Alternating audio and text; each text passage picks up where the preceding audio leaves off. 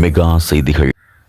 மருதமுனை கடற்கரை திறந்த வெளியில் நோன்பு பெருநாள் தொழுகை. அதிகளவான மக்கள் தொழுகையில் பங்கேற்பு.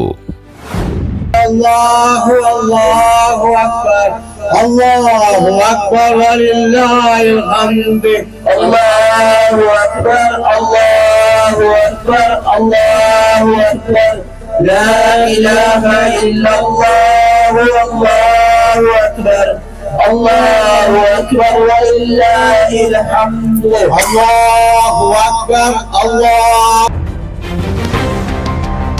மருதமுனை கடற்கரை திறந்த வெளியில் நோன்பு பெருநாள் தொழுகை. செய்தி ஆசிரியர் ALM சினாஸ். மருதமுனை கடற்கரை திறந்த வெளியில் புனித ஈதுல் ஃபித்ர் நோன்பு பெருநாள் தொழுகை இன்று 31ஆம் தேதி காலை 6:20 மணிக்கு நடைபெற்றது. இம்முறை கடற்கரை திறந்த வெளியில் இமாம் ஜமாத்தாக நடைபெற்ற புனித நோன்பு பெருநாள் தொழுகையில் ஆயிரக்கணக்கான மக்கள் கலந்து கொண்டனர். பெருநாள் தொழுகை மற்றும் அதனைத் தொடர்ந்து இடம்பெற்ற ஹுத்பா பிரசங்கத்தையும் மௌலவி கண்ணியத்துக்குரிய ஷேக் கலாநிதி ML முபாரக் மதனி நடாத்தினார். ஆண்களுக்கும் பெண்களுக்கும் வெவ்வேறான தொழுகை இடங்கள் ஏற்பாடு செய்யப்பட்டிருந்தமை குறிப்பிடத்தக்கது. பாலஸ்தீன் மண்ணில் நமது முஸ்லிம் உறவுகள் அப்பாவி சிறுவர்கள் படுகொலை செய்யப்படுவதை கண்டித்து இந்த நோன்பு பெருநாள் தினத்தில் அனைவரும் பிரார்த்தனை செய்ய வேண்டுமென ஹுத்பா பிரசங்கத்தை நிகழ்த்திய மௌலவி பொதுமக்களை கேட்டுக்கொண்டார். தொடர்ந்தும் அங்கு ஹுத்பா பிரசங்கம் செய்த ML முபாரக் மதனி அவர்கள் இவ்வாறு ஹுத்பா பிரசங்கத்தில் உரையாற்றினார். அல்லாஹ்வுடைய மார்க்கமாக இந்த தீனுல் இஸ்லாம் இருக்கிறது.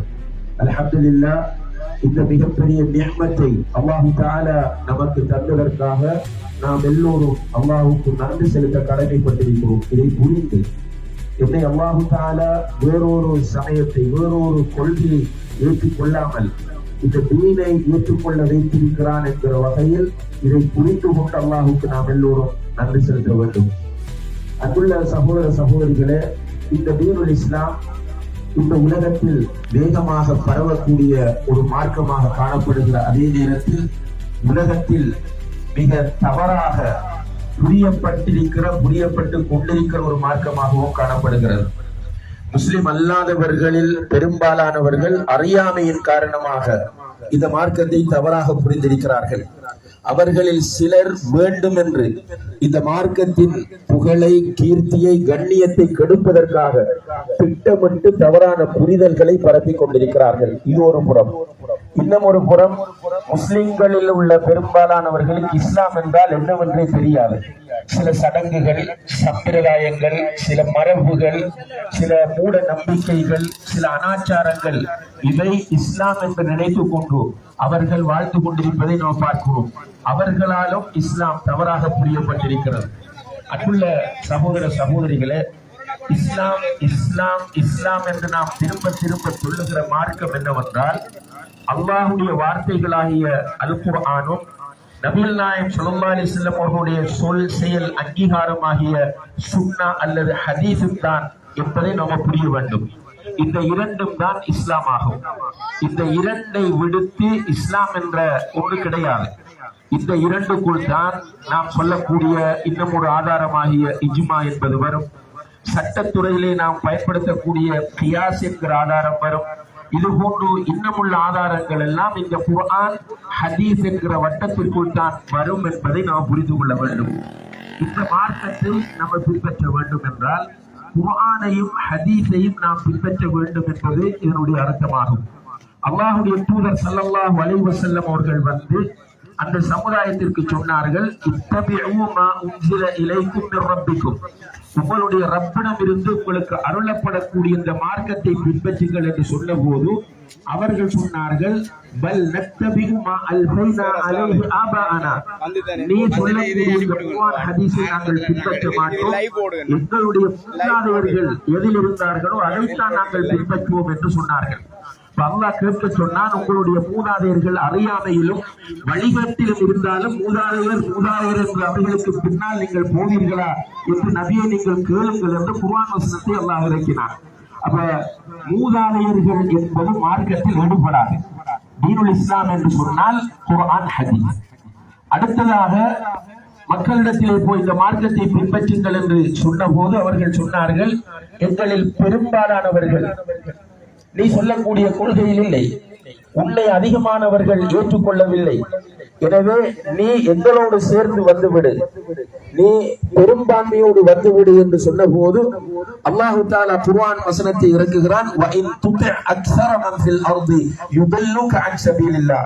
மனிதர்களில் அதிகம் பேரை நீ பின்பற்றுவீராக இருந்தால் அல்லாஹ்வுடைய மார்க்கத்தை விட்டு அவர்கள் உன்னை வழிகெடுத்து விடுவார்கள். மெஜாரிட்டி என்று நீ பார்க்க கூடாது, நீ மார்க்கம் என்றால் குர்ஆன் ஹதீஸ் என்றுதான் பார்க்க வேண்டும் என்பதை அல்லாஹு தஆலா சொல்லி காட்டினான். எனவே அன்புள்ள சகோதர சகோதரிகளே, இஸ்லாம் என்று சொன்னால் கால் அல்லாஹ் சொல்லுகிறான், கால ரசூலுல்லாஹ் ஸல்லல்லாஹு அலைஹி வஸல்லம் அல்லாஹ்வுடைய தூதர் ஸல்லல்லாஹு அலைஹி வஸல்லம் அவர்கள் சொல்லுகிறார்கள் என்பது மட்டும்தான் இஸ்லாம். அல்லாஹ் சொல்லுகிறான், யா அய்யுஹல்லதீன ஆமனு தக்குல்லாஹ ஹக்க துகாத்திஹ் வலா தமூது இல்லா வஅன்தும் முஸ்லிமூன். ஈமான் கொண்டவர்களே, அல்லாஹ்வை தக்வா செய்ய வேண்டிய சரியான முறையில் தக்வா செய்து கொள்ளுங்கள், முஸ்லிம்களாக அன்று நீங்கள் மரணிக்கவே வேண்டாம். இஸ்லாத்தை பின்பற்றி முஸ்லிம்களாகத்தான் நீங்கள் மரணிக்க வேண்டும். இது அல்லாஹ்வுடைய கட்டளையாகும். முஸ்லிம்களாக மரணிக்க வேண்டும் என்றால் குர்ஆன் ஹதீஸை பின்பற்றியவர்களாக மரணிக்க வேண்டும்.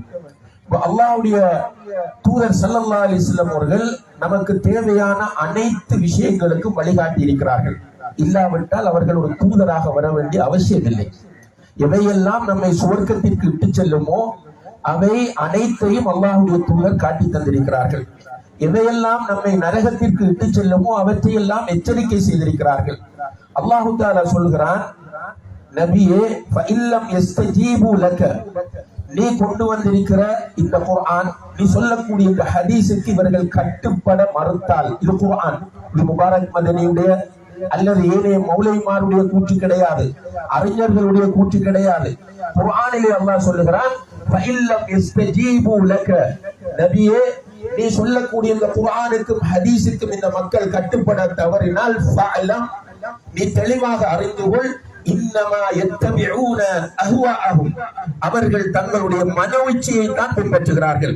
அப்ப குர்ஆனில் ஒன்றை நம்ம காட்டும் போது அதை கண்டுகொள்ளாமல், ஹதீஸில் ஒன்றை காட்டும் போது அதை கண்டுகொள்ளாமல் ஒருவர் நான் மூதாதையர், நான் மெஜாரிட்டி, நான் அப்படித்தான் செய்வேன் என்றால் அவர் மனோஇச்சையை பின்பற்றுகிறார் என்று குர்ஆனில் அல்லாஹ் சொல்கிறான்.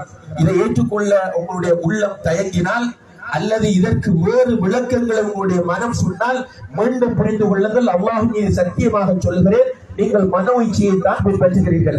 நீங்கள் தலைகீழாக நின்றாலும் சரி, நீங்கள் குர்ஆனுக்கு கட்டுப்பட மறுத்தால், ஹதீஸுக்கு கட்டுப்பட மறுத்தால் நீங்கள் மனோஇச்சையை பின்பற்றுகிறீர்கள்.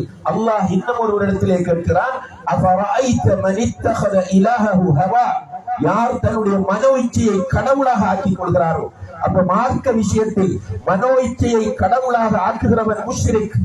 மார்க்க விஷயத்தில் மனோஇச்சையை கடவுளாக ஆக்குகிறவன் அல்லாஹ்வுக்கு இணை வைக்கிறான்.